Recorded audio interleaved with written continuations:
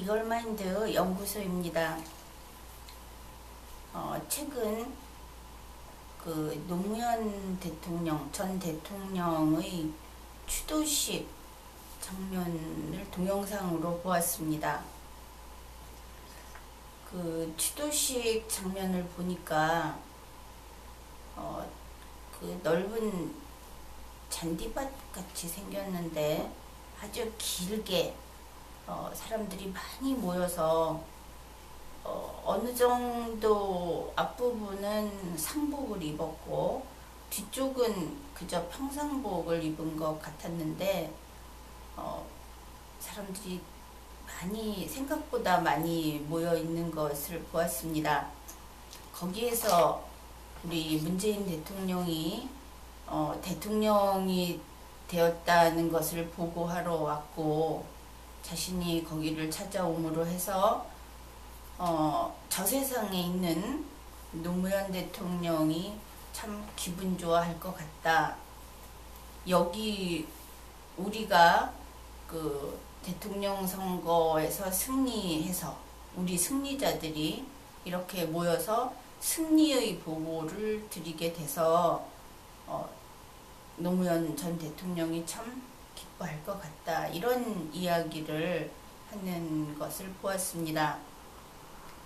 그 장면이 마치 예전에 보았던 이건 규모는 많이 다릅니다만 그 오바마 대통령이 취임식을 할 때 그 공원에 사람들이 있는 장면을 보여준 적이 있는데 그 중앙 부분만 따냈을 때 하고 같은 어떤 그런 그 도형으로 그리면은 그런 모습이 보였습니다.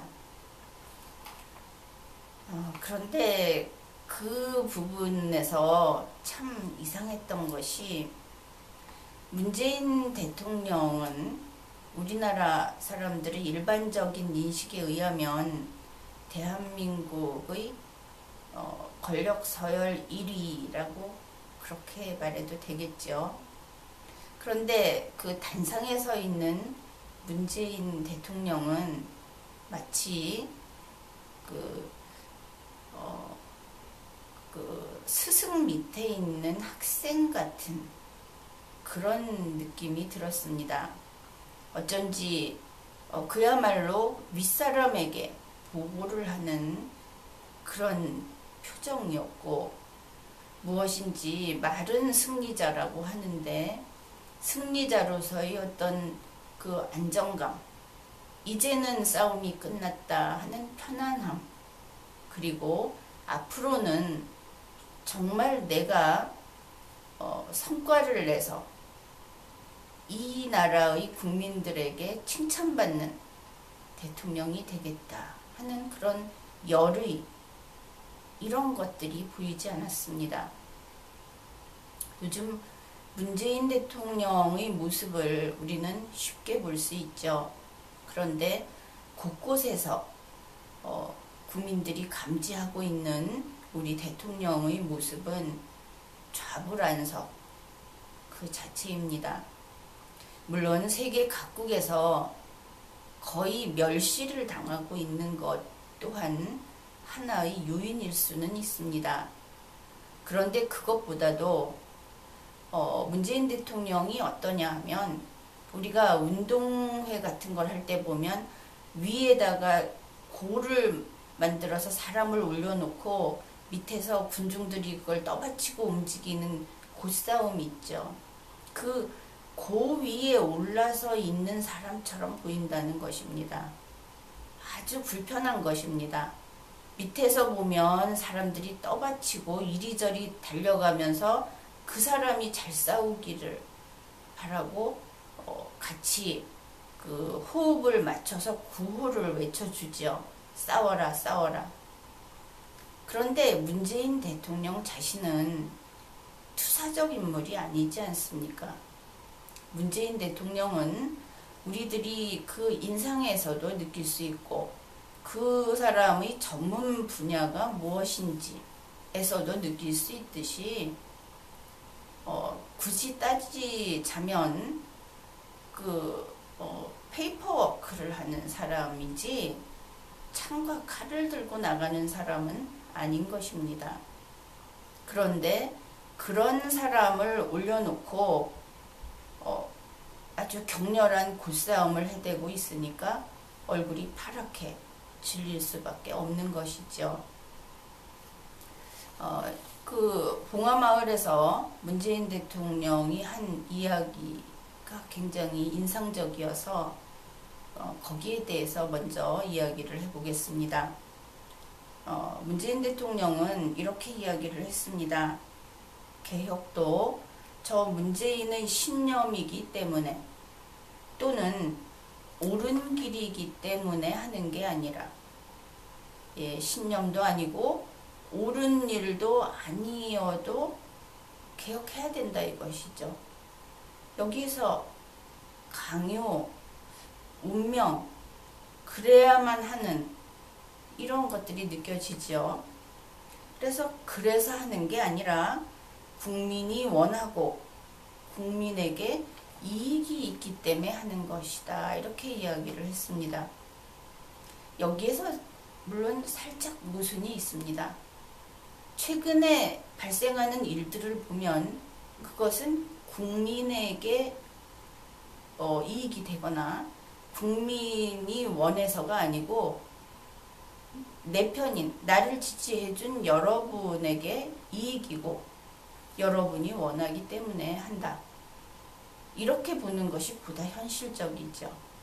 현재 나오고 있는 일들, 문재인 대통령이 되고 나서 국민에게 보여준 새로운 대한민국이라는 모습은 국민을 반동강 내는 일들이 계속되고 있습니다. 즉, 그 국민이 지금까지 기득권 세력이 위에 있었고 그 기득권에 저항하는 세력이 밑에 있었다고 칩시다. 그랬는데 이게 물이 위아래가 뒤집힌 것이죠. 그래서 지금 밑에서 위로 올라간 세력이 위에서 아래에 깔린 세력을 짓밟고 있는 것입니다. 이 표현에서 내가 어느 쪽을 편든다고 생각하지는 마십시오.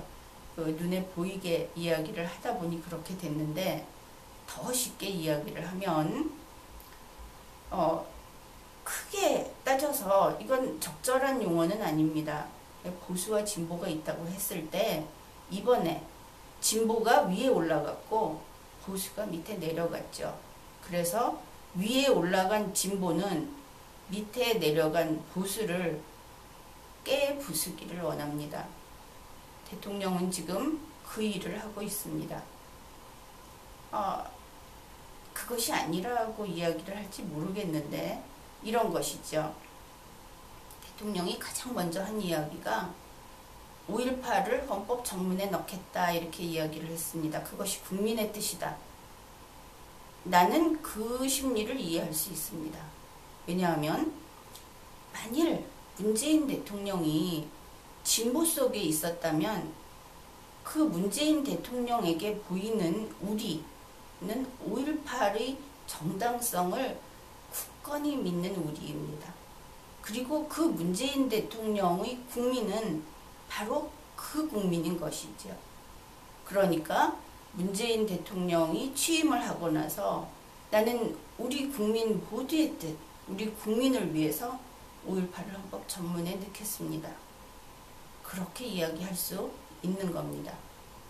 그런데 아직 그렇다면 문재인 대통령은 우리나라를 A그룹과 B그룹으로 나누었을 때 A그룹 속에 머물러서 A그룹을 데리고 청와대에 간 것이다.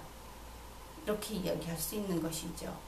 그러면 B그룹으로부터는 영원히 대통령 대우를 받지 못하겠죠. 본인도 이 부분에서 계속 스트레스를 받게 됩니다. 왜냐하면 밖에서 볼 때 대한민국은 A와 B가 다 포함된 대한민국 전체이고 더구나 문재인 대통령은 변호사입니다. 변호사는 법률이라고 하는 지극히 논리체계를 중요시하는 논리체계가 그 핵심인 그러한 전문 훈련을 받은 사람입니다. 그래서 법을 공부한 사람은 나쁜 짓을 할 수는 있습니다. 그러나 나쁜 짓이 발각됐을 때는 그것을 거부하지 못합니다. 부정하지 못하죠. 그런 면에서 현재 대한민국 대통령인 문재인 씨는 그저 정치만을 해온, 법을 모르는 정치만을 해온 사람보다 매우 깨끗하고 또 모럴이 높다고 평가할 수 있는 겁니다. 절대적으로 높다는 것이 아닙니다. 상대적으로 높다. 왜냐하면 문재인 대통령은 어느 순간 자신의 잘못이 자기가 법을 위반했다는 것이 증명되는 순간, 혹은 자기 자신이 실력이 있다면 나는 법을 위반했구나 하는 것을 스스로 인식하는 순간 거기에서 손을 뗄 수는 있는 사람이다. 나는 그렇게 봅니다. 그렇지 않은 사람도 있죠. 그것을 알고도 계속 밀고 가고 덮어버리고 못 본 채 하고, 사실 그것이 구세대라고 해서 현재 지금 우리 이 시대를 살아가는 사람들은 그런 사람들을 보면서 숨막혀 했죠. 우리 앞으로는 이제 그런 사람들은 아마도 지지를 받기 어려울 것입니다. 문재인 대통령은 변호사다. 그리고 이 사람은 논리적인 학습을 한 사람이기 때문에 논리적인 사고를 하는 사람이다. 법을 지켜야 한다는 것만큼은 부정하지 못하는 사람이다. 자, 이것을 전제로 하고 조금 전에 이야기했던 봉화마을에서 한 문재인 대통령의 연설을 한번 생각해 봅시다. 법을 지켜야 한다는 데 대해서 의문이 없는 사람, 그런 사람이 개혁을 나의 신념으로 이 개혁을 하는 것이 아니고 이것이 옳은 일이기 때문에 내가 하는 것이 아니다. 그 이야기는 문재인 대통령의 그 두뇌 구조를 봤을 때 논리적으로 잘 정돈되어 있는 그 두뇌 구조에서 지금 계속 예외 상황을 만들어가고 있다는 뜻입니다. 현재 하고 있는 개혁이라는 것이. 그런데 여러분이 원하니까, 여러분에게 이익이 되니까, 그 여러분은 문재인 대통령을 지지하는 여러분인 것이죠. 왜냐하면 반대편은 지금 원하는 것이 다르죠.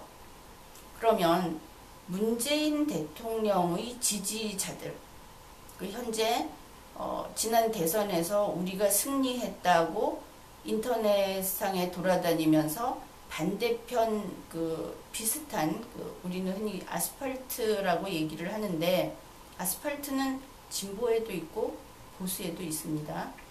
그러니까 아스팔트 진보가 아스팔트 보수를 사냥하는 일들이 지금 벌어지고 있죠.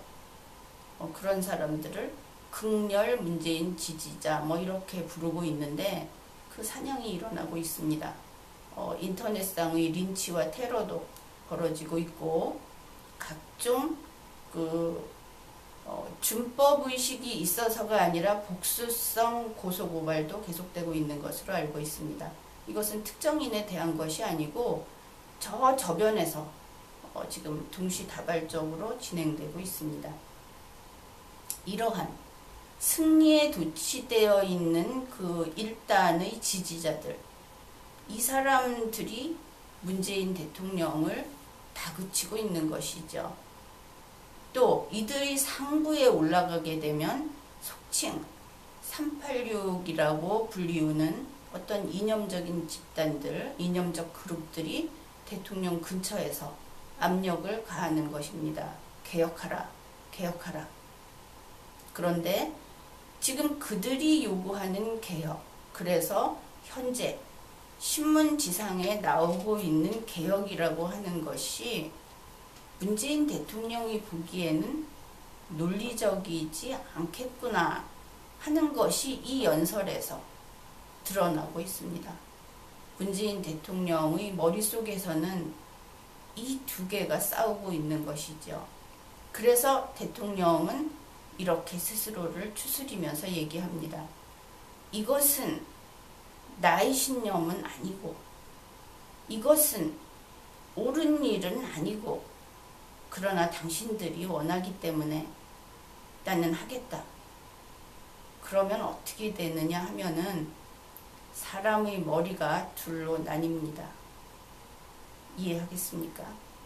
사람은 그런 존재입니다. 더구나 문재인 대통령은 야만인이 아닙니다. 지식인이죠. 지식인은 여러분들이 지식인을 어떻게 생각하는지 모르겠는데 두뇌가 우수하고 이 두뇌의 그 시스템이 매우 발달된 사람은 의외로 여립니다. 그들이 아주 굵직굵직하고 강하면 두뇌가 좋을 수 없습니다. 그 대신 행동력도 있고 다른 면으로 강하죠. 그러나 곰곰 생각에 빠져드는 사람, 다른 사람의 아픔과 요구에 대해서 민감하게 반응하는 사람, 이렇게 뇌신경이 아주 세밀하게 분화되어 있고 그렇게 민감하게 작동하는 사람은 사실은 다른 면에서는 강할 수 있지만 신체적으로 의외로 허약할 수 있습니다. 그런데 평생을 논리적인 훈련을 하면서 논리적인 업무를 해오던 사람이 이러한 자신의 그 논리체계에 반하는 군중의 어떤 폭발하는 에너지 같은 것에 떠밀려서 정책을 선택하고 정국을 이렇게 좌우를 하다 보면 스스로 지금 한계에 부딪힌 것을 느끼게 됩니다. 이 문재인 대통령의 이런 그 정신적인 스트레스가 과중해지고 있다. 저것은 좀 보기 안쓰럽다 하는 모습은 지난 선거운동 기간에도 나타났습니다. 나는 문재인 대통령이 TV토론이라든지 방송 인터뷰에서 대단히 우왕좌왕하는 모습들을 수차 잡아냈습니다. 그리고 그것에 대해서 언급도 했었는데 예를 들면 이런 것입니다. 지난해 11월 JTBC에 출연을 해가지고 손석희 진행자와의 그 인터뷰를 할 때와 같은 것입니다. 그때 손석희 씨가 대통령 즉각퇴진 하야를 주장하시는데 그렇게 되면 60일 내에 대선을 치러야 합니다. 그렇게 하기에는 너무 촉박하다는 의견이 있는데 어떻게 생각하십니까? 이렇게 이야기를 하니까 당시 그 문재인 씨가 물론 헌법에 그렇게 정해져 있습니다. 그러나 60일 이내에 조기 대선을 하기 어려우면 국민들이 공론을 모아서 의견을 표출해 줄 것입니다. 이러한 동문서답 같은 그런 이야기를 했습니다. 손석희 진행자는 이 문재인 씨의 앞뒤가 맞지 않는 이야기를 하나로 정리해보고자 정말 이것은 방송사고다 싶을 정도로 5번, 6번 확인하고 다시 뒤집어서 물어보고 이러한 일을 했고 그것이 그대로 그 방송으로 송출되었습니다. 이 왜 이런 것일까? 문재인 씨는 변호사라고 했습니다. 헌법에 있으면 그대로 돼야 된다는 것을 알고 있죠. 그런데 후일 밝혔듯이 촛불 민심이라고 하는 것이 그 거대한 파도처럼 해일처럼 이 사람을 덮어 씌운 것입니다. 그러니까 헌법에는 있지만 이 국민들이 이 광장에 있는 민심이 어느 쪽으로 끌어가고자 하면 끌려가야 할지도 모르겠구나.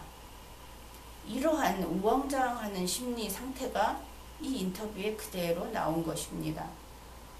그리고 이번 봉화마을에서 했던 나의 신념은 아니지만 그게 그게 옳지도 않지만 하라면 하겠다.